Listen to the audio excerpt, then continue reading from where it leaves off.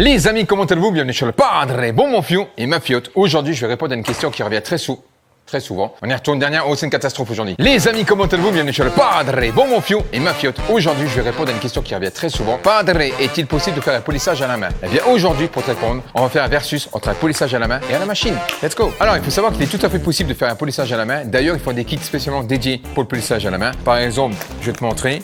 Là, tu as un kit qui est composé de 2 pads, de microfibres et ensuite 2 polish. Donc là, en l'occurrence, c'est les polish de la marque Menzerna. Donc tu as le 1100 qui est un polish de coupe et ensuite le polish de finition, le 3000. Et là, pour les pads, donc là, tu as un pad très souple. Donc c'est un pad pour le polish de finition. Et ici, on a un pad hard tout simplement pour la correction. En sachant qu'il existe d'autres kits avec plusieurs pads. Donc un pad very hard, donc pour vraiment la grosse coupe. Un pad hard pour la correction. Ensuite, un pad intermédiaire. Donc c'est pour les polish intermédiaires. Un pad souple pour la finition et un pad extra souple pour appliquer les cires, etc. Donc là, comme je te l'ai dit, on est sur 2 pads avec les 2 polish qui vont bien, plus la microfibre. Et ensuite, on va faire un versus entre ce kit et la machine. Alors pour la polisseuse, je vais me servir d'une orbitale de 15 avec un plateau de 130 mm, donc 5 pouces, en sachant que la vitesse de rotation est environ de 3200 à 5200 tours minute. Pour l'exemple, je vais utiliser un pad de finition et un pad hard. Tout simplement, pourquoi? Parce qu'en fait, comme là j'ai 2 pads, un pad hard et un pad de finition, je vais prendre exactement les mêmes pour l'exemple, pour bien les comparer, en sachant que c'est pas une distance exacte, c'est-à-dire que tu peux très bien prendre un pad intermédiaire avec un polish de coupe, etc., en fonction de ce que tu as. Par exemple, pour les hologrammes et les cheveux d'ange, tu n'es pas obligé de prendre un pad de coupe, tu peux très bien prendre un pad intermédiaire. Mais comme à l'occurrence là on a 2 pads spécifiques, eh bien je vais utiliser les 2 mêmes pads. Par contre, on va évidemment utiliser les mêmes polish. Donc, le polish pour la machine et le polish pour les pads manuels. Ok mon fion, c'est parti. Donc, pour la démonstration, évidemment, je ne vais pas faire toute la voiture, sinon la vidéo elle va durer 50 plombes. On va faire ça sur un capot que j'ai récupéré à la casse. Donc, c'était un capot dont j'avais fait un polylustré. L'état était exécrable, en sachant qu'il n'est pas parfait parce que là, tu vois, tu as des impacts. Ici, là, tu vois, la peinture, c'est carrément rayé. Donc là, tu peux pas faire de miracle, tu vois. Mais c'est un capot dont j'ai fait un polylustré, justement pour enlever la peau d'orange et supprimer les micro-rayures. Et là, comme tu peux voir, je vais te montrer. Donc, je vais te montrer avec une lumière à LED et tu verras, on a aucune micro-rayure. À part là, évidemment, ça c'est des rayures profondes, mais sinon, hormis ça, les impacts, tu n'as aucune micro-rayure. Voilà, je te montre, tu vois, voilà, encore une fois, on a un impact ici, donc là, je peux rien faire, mais sinon, concrètement, on est bien, tu vois, on est bien. On a ici une petite rayure, même pas toute petite, ouais, très léger, tu vois, ici, donc on n'en tiendra pas compte. Et là, comme tu peux voir, il est... Donc, ce que je vais faire, eh bien en fait, je vais volontairement micro-rayer le capot en sachant que, encore une fois, jamais tu auras un capot micro-rayé de la sorte comme je vais te le faire. Ou alors c'était un souci, tu vois ce que je veux dire? Ta femme c'est un grizzly. Donc du coup, je vais prendre du papier à poncer. Ah oui, mon fiou. Je vais y aller exagérément, justement pour voir l'efficacité du polissage à la main. Alors, j'ai pas de doute pour le polissage à la machine, mais à la main, on verra si ça récupère pas mal de dégâts. Le but, c'est vraiment de micro-rayer le capot volontairement et pour voir comment que le polissage s'en sorte. Si le polissage s'en sort manuellement avec l'état du capot comme il va être, là, ta voiture, il n'y a aucun problème. Ok, mon fiou? Donc, pour ce faire, je prends du papier à poncer, on y va.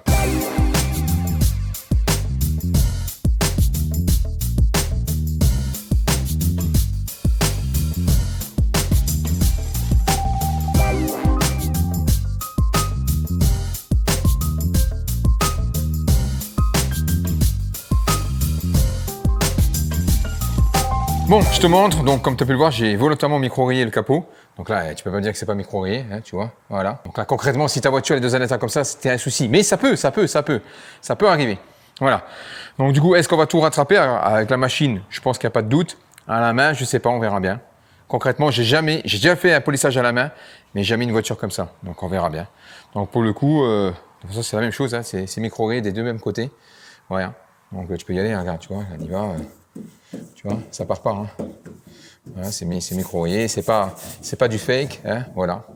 Ok, mon fion. Bon, c'est parti. Donc, dans un premier temps, je vais faire à la machine et ensuite, on va le faire à la main. C'est parti. Alors, généralement, avant de faire une étape de polissage, les professionnels mesurent toujours l'épaisseur avec un PTG pour mesurer l'épaisseur du vernis et de la pâture.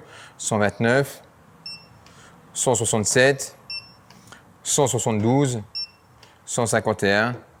Donc on peut y aller, 156, 142, 137, on peut y aller, 140. En sachant que la moyenne, généralement, ça se compte en microns, généralement c'est entre 130 et 200. Mais tu peux, si admettons tu as une surface en dessous de 130, tu peux y aller. C'est-à-dire que à 110, tu peux y aller.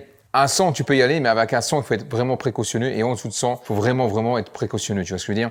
Donc là, il ne faut pas attaquer avec un pad hard. Voilà. Certains le font, mais il y a des combinaisons à faire. Bon, bref, c'est pas le thème de la vidéo. Donc là, comme tu as pu voir, les mesures sont bonnes. On a de la marge. En sachant que j'avais fait un polylustré dessus. Donc, autant te dire que il a bien encaissé. Voilà. Donc, c'est parti. Donc, ici, je vais faire avec la polisseuse. Et ici, je vais le faire à la main. OK, mon fiou? C'est parti. Donc évidemment, je vais me servir du polish qui est livré avec le kit, en sachant que Mezzana c'est pas mal, mais c'est pas les meilleurs polish.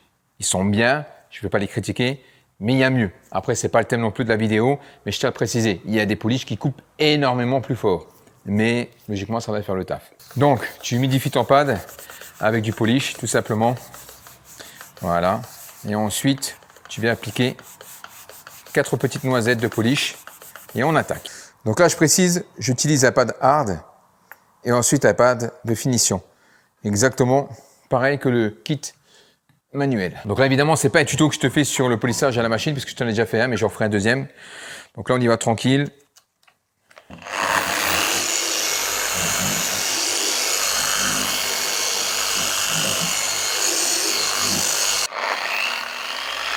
C'est parti.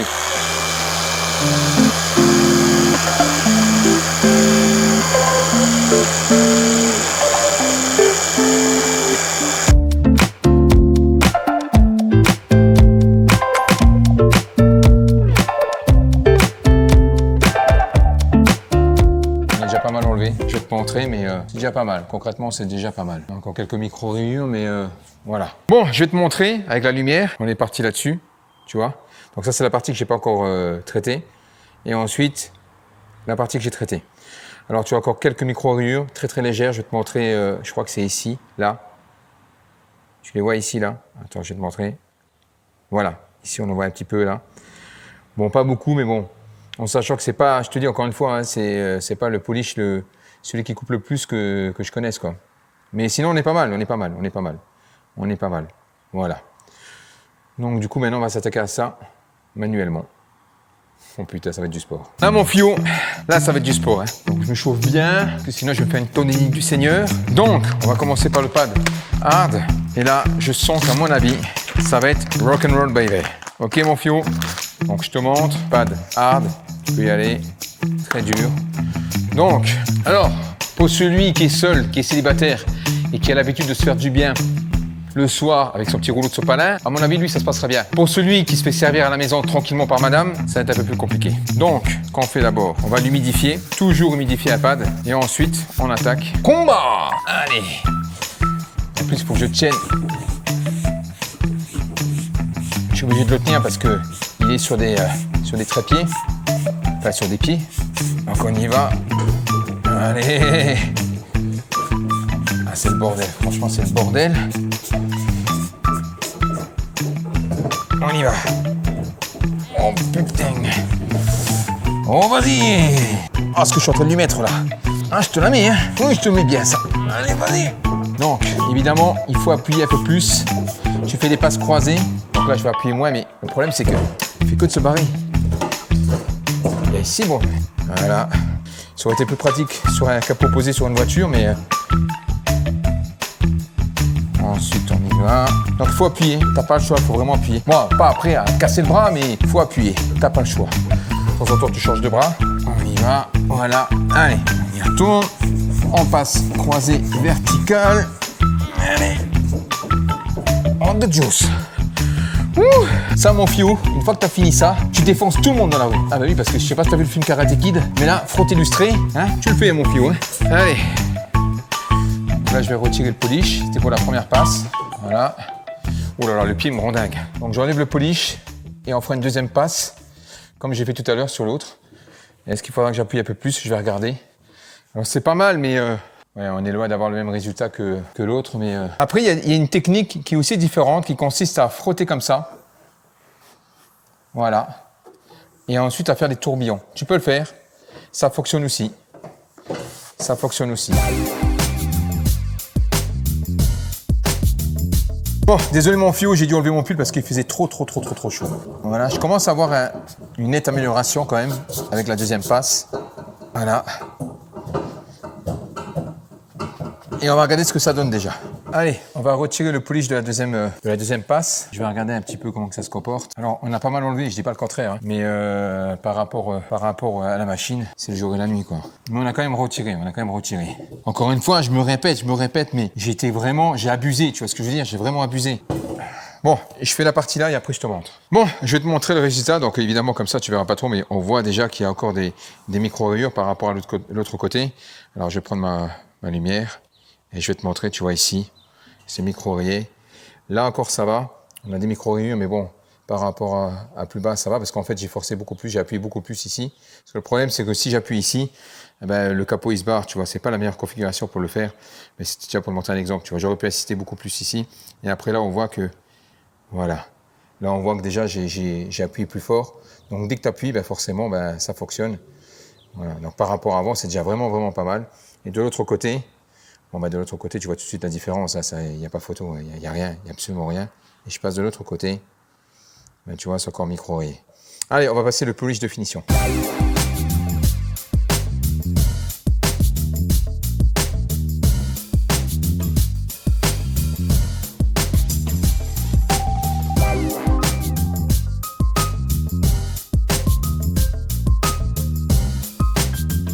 Bon, c'est parti. Donc du coup, j'ai fait 2 passes hard de chaque côté et ensuite 2 passes de finition de chaque côté. Donc on va enlever le scotch et ensuite je vais te montrer. Mais avant de te montrer ça, concrètement, il y a 2 choses à prendre en compte. La première, tu as vu comme j'ai micro-rayé, c'est un truc de dingue. J'ai carrément été avec le papier à poncer. Évidemment, une configuration comme ça va être extrêmement rare de la trouver. Et ensuite, j'ai pas travaillé dans les meilleures conditions. Pour ce faire, j'aurais dû avoir un capot sur un véhicule. Bon, c'est parti, on enlève le scotch et ensuite je vais te le montrer. En sachant que la semaine prochaine, le capot là va aller en carrosserie parce que je vais lui faire une peinture neuve. Vraiment un truc nickel et on va pouvoir tester les produits dans de bonnes conditions. Donc là, il y aura zéro défaut, il y aura rien du tout. En sachant que j'ai pas passé encore l'alcool isopropylique, mais bon, ça va pas jouer grand chose, c'est juste pour retirer les huiles de polish. Donc là, on voit la démarcation, tu vois. Voilà, on la voit bien la démarcation. On voit que j'ai passé la polish de finition par rapport à avant, tu vois. Mais bon, l'autre partie était quand même nickel. Donc là, on voit qu'il y a quasiment plus micro-rayures, quasiment plus. Juste encore un tout petit peu ici, mais vraiment très très léger. Donc concrètement, il a vraiment bien bossé. Bon, les impacts blancs, je peux rien faire, hein, c'est de la peinture en moins. Et voilà, donc là on voit la différence, je vais te montrer ici. Voilà, tu vois la différence, là. Et là, tu vois. On est pas mal. Et ensuite, et là c'est la partie manuelle. Et là, comme tu peux voir, il reste encore, tu vois ici, regarde. Tu vois, il reste encore des micro-rayures. Alors, beaucoup moins qu'au départ, parce que je suis parti quand même, on part sur une base quand même dégueulasse, quoi. Mais c'est pas parfait, hein. Par exemple, là, tu vois, là, hop, là, et après, boum, on voit que c'est micro-rayé. Tu vois ici, là. Voilà, on y va. Là, ici, c'est micro-rayé. Là, tu vois, ici, c'est un carton. Mais ici, c'est un peu normal parce qu'en fait, tu vois, par rapport à l'autre côté, il n'y a plus rien. En fait, ici, j'ai moins appuyé. Parce qu'en fait, j'avais peur que le capot bascule. Donc là où j'ai mis le plus de pression, c'est ici. Et ça se ressent, ça se voit d'ailleurs, tu vois. Il y a un peu moins de tourbillon. Voilà. Et par rapport à l'autre côté, là, tu vois, ça c'était avant. Et ça, c'est après. Voilà. Voilà mon fiou. La conclusion mon fiou, concrètement mon fiou, te prends pas la tête à faire ça à la main. Alors si t'as pas le choix, il n'y a pas de souci, mais te prends pas la tête parce que franchement c'est un boulot de titan. Alors il y a des méthodes pour que ce soit un peu plus efficace, mais c'est chiant honnêtement. Et du fait de, t'as pas le choix, c'est-à-dire qu'il faut tourner, il faut appuyer. S'il y en a dans les commentaires qui disent mais non, il faut pas faire, non c'est pas vrai. Je te dis direct, il faut appuyer, il faut tourner, il faut insister.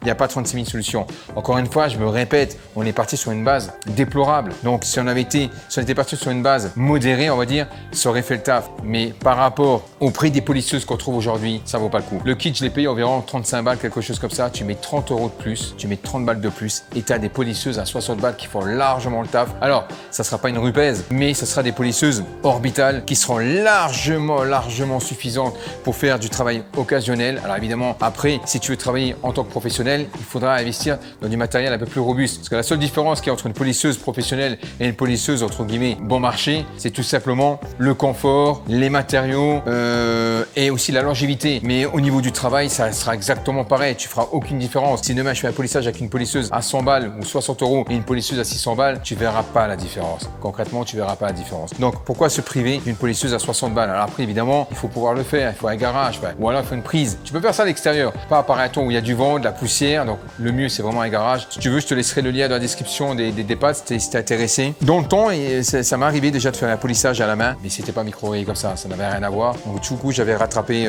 pas mal, mais ça aurait jamais été autant efficace qu'une polisseuse. Donc encore une fois, je te répète mon fio, mais vu le prix des polisseuses aujourd'hui, prends pas à la tête. Et même pire, c'est-à-dire que si tu te prends la tête et tu forces et tu t'énerves, parce que ça va t'arriver, tu vas t'énerver, à un moment donné, tu risques de faire plus de dégâts qu'autre chose. Ou alors tu vas faire la moitié, tu vas lâcher l'affaire et tu vas te barrer. Donc ta voiture elle sera dans un état catastrophique. Le mieux, te prends pas à la tête, polisseuse à 60 €. Et si tu as envie de si t'as des bons bras, mon fion, hein, tu vois que tu as envie d'y aller, tu peux y aller. Ou alors tu es un champion du monde de. Ils sont pas lingues. Ok, après, encore une fois, les Polish Mezzerna, ils sont où? Moi, je les ai mis là-haut. Les Polish Mezzerna, ils sont bons, je dis pas le contraire, mais c'est pas les meilleurs. Alors, ils ont une coupe plus ou moins correcte, mais en termes de rendu, c'est pas les meilleurs, mais ils sont corrects, Bon, sur ce, mon fieu, j'espère que tu as kiffé cette vidéo. Ah, déjà, tu t'abonnes parce que là, je me suis crevé le cul comme un roumain. Alors, évidemment, quand je dis roumain, les gars, c'est pas méchant, c'est des expressions, c'est rien de méchant. Et ensuite, pouce bleu, bande de pince. Ok, mon fion, ciao.